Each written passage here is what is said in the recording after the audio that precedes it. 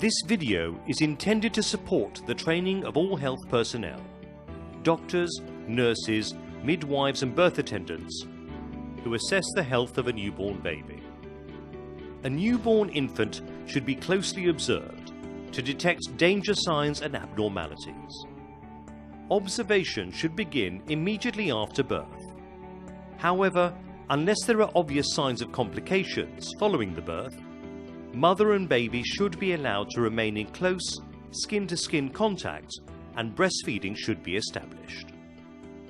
As soon as possible after that, a thorough surface examination of the newborn should be done. The purpose of this video is to provide guidance on how to carry out a standardized, stepwise, clinical surface examination to detect outwardly visible abnormalities, malformations, or major health problems that may require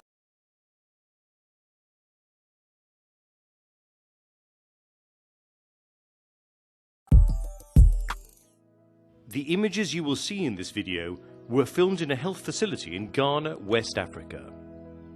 All the babies examined are healthy and show no external abnormalities. The babies and the conditions in your location may be different. However, just try to follow the examination procedures methodically, step by step, as they're shown. Try to develop a fixed routine that you use for every examination.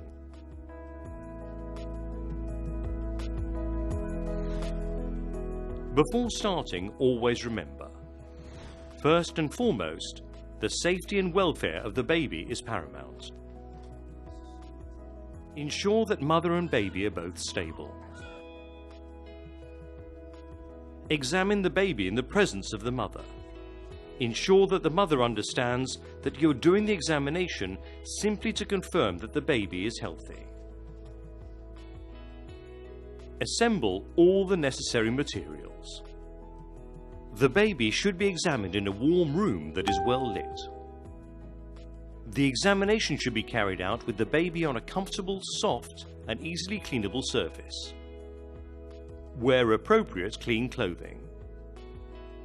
Wash your hands with soap and water or disinfectant if available. Then dry and warm them before touching the child to reduce the risk of infection and discomfort. Keep the baby warm or covered as much as possible. Try to ensure that the baby is as calm as possible before starting your examination. A baby can be pacified by placing the baby's fingers in its mouth or swaddling and gently rocking it. Always attend immediately to any signs of distress the baby may display at any stage in the examination. Never leave the newborn unattended on a surface which is not completely enclosed. Systematically examine the baby from the head down, starting and finishing one part of the body before moving on to the next.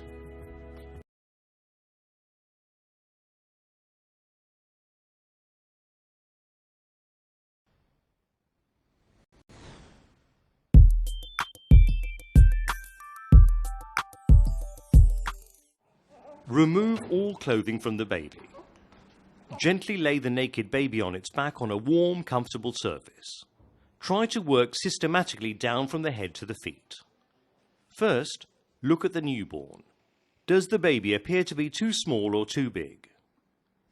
Does any part of the body look too big or too small?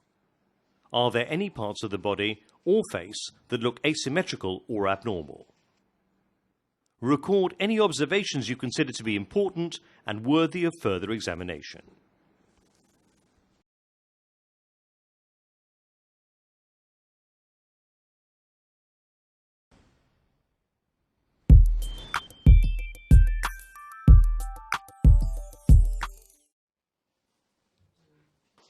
You should weigh the baby using a calibrated infant scale.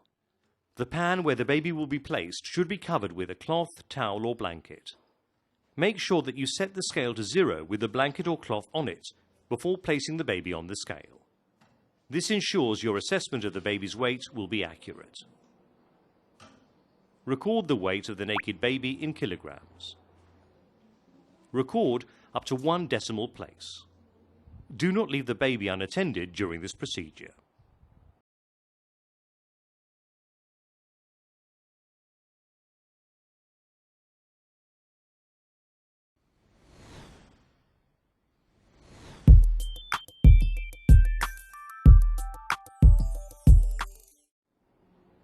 there are several instruments that can be used to measure the baby's length.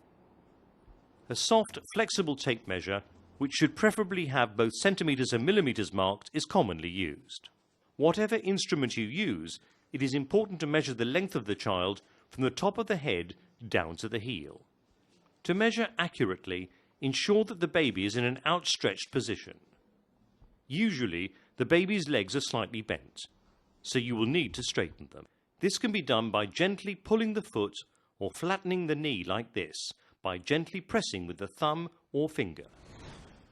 The length of a baby often varies from one measurement to the next, and depends very much on the technique used. As long as the length is within the normal range for your country, there is no need to be concerned. The measurement should be rounded up to the nearest centimetre. Do not leave the baby unattended when recording the result of the measurement.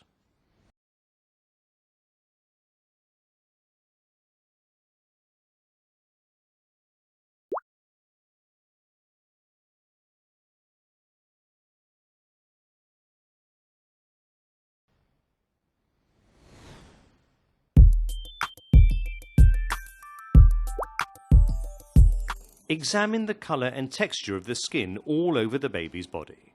Some skin discolorations are quite normal, for example blue or dark marks on the lower back and buttocks, usually called Mongolian spots. These need not be recorded. Bruises and skin abrasions could be the result of the birthing process. Use your expertise and judgment to decide whether to record any such markings. Check for rashes, scars, skin tags, unusual red areas, swelling, hardness, large bullae, marks and unusual skin colour. Yellowish skin may indicate jaundice. Blue lips, mouth and tongue may indicate respiratory or cardiac problems that need to be managed urgently. Describe any significant rashes that you see in terms of whether they're flat, raised, red or pustular.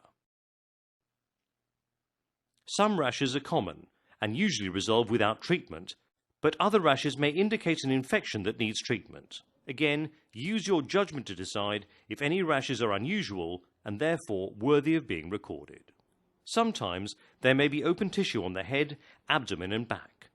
Cover this area with sterile tissues soaked with sterile saline solution before referring the newborn for special treatment if available.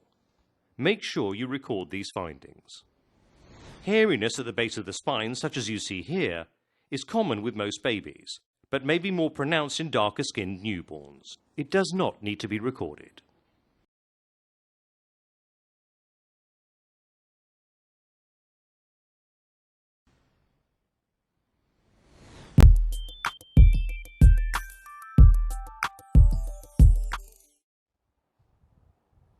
The head circumference should be measured at the widest part of the head. Use a soft, flexible tape measure divided into millimetres and centimetres when taking this measurement. Make sure that you properly position the tape measure around the head like this to get an accurate reading. Make sure that the tape measure is above the ears and around the forehead. Measure the head circumference and record it in centimetres. The measurement should be rounded up to the nearest centimetre.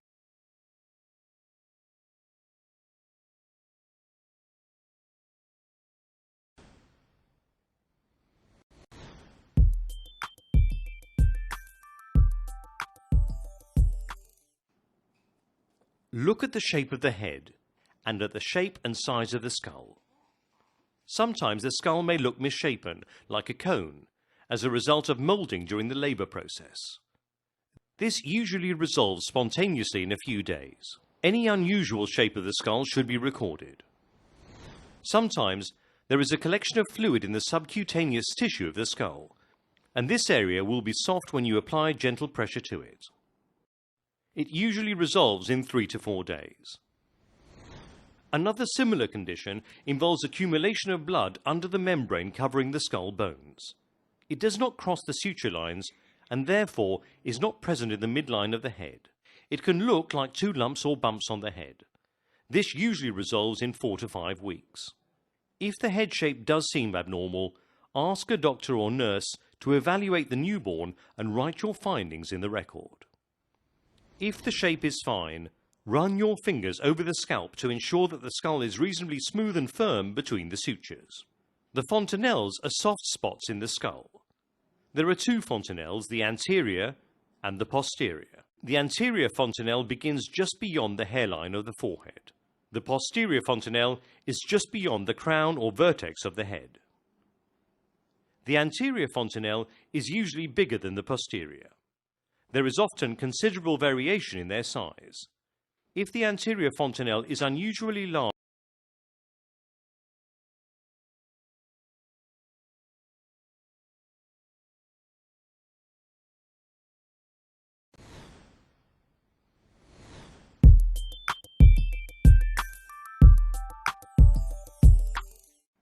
look at the face.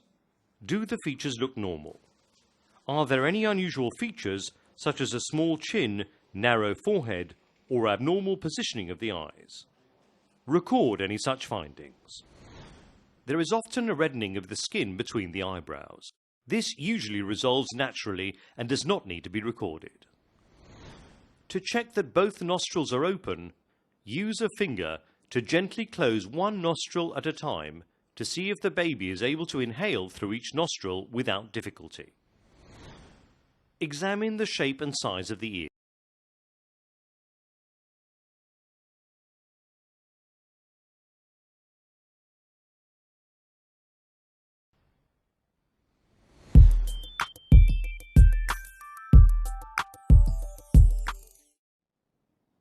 Examine the lips, mouth, and upper and lower gums. Check whether the mouth, tongue, and lips are pink. If there is a blue tinge to the lips and tongue, this is abnormal and should be noted and managed immediately.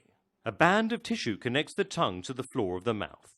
It varies in shape and thickness, but there is no need to interfere with it, and it does not need to be recorded.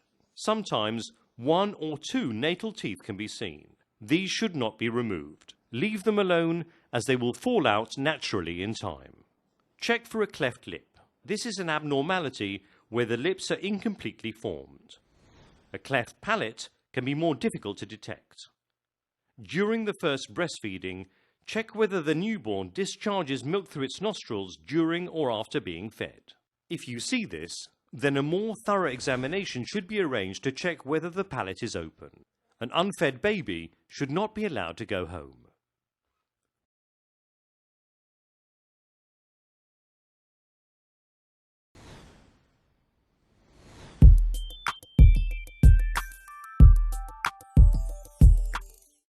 Gently lift the chin to observe whether there are any skin tags on the neck or whether there are any sinus tracts, holes on the side of the neck. Often there is a reddening of the skin at the back of the neck. This usually resolves on its own, does not need medical attention, and need not be recorded.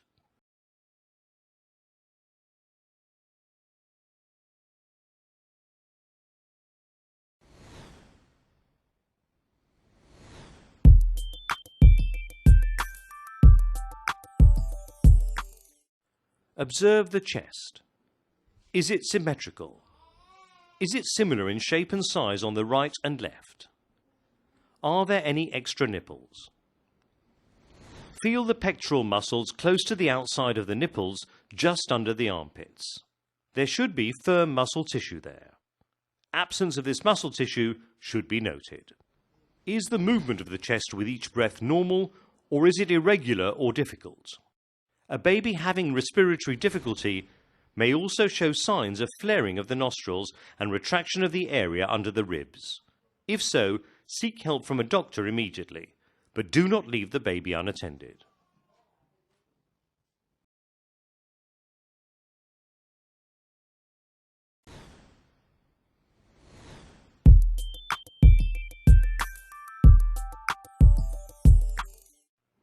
You only need to make a visual examination of the abdomen. No palpation is necessary. Observe the overall shape. A bulging or distended abdomen should be recorded. It may suggest a bowel obstruction or intra-abdominal mass, which will need medical treatment. Observe and record any abnormal openings or other defects of the abdomen. Very rarely, internal organs of the abdomen may remain outside the body. If you see this, inform a doctor immediately, as immediate medical intervention is necessary. Sometimes there is a protrusion of the skin along the midline when the child cries. This is called the Diastasis Recti and has no medical significance. It disappears in childhood and does not need to be recorded. Umbilical hernia is a bulging out of the navel that is common in African babies. It usually resolves naturally within a few weeks. However, if it is large, it may need further treatment, so only record it if you consider it to be unusually large. Check whether the umbilicus is draining pus or blood, or if umbilical redness extends to the surrounding skin. If this is the case, record the details and seek immediate medical assistance. Gently clasp both legs and raise them to check the anus to see that it is correctly positioned and open. If the newborn has passed a stool, it is a sign that the anus is open and that the gastrointestinal system is functioning. In rare cases, there may be no anal opening. This is called an imperforate anus and needs immediate attention and surgical repair. Do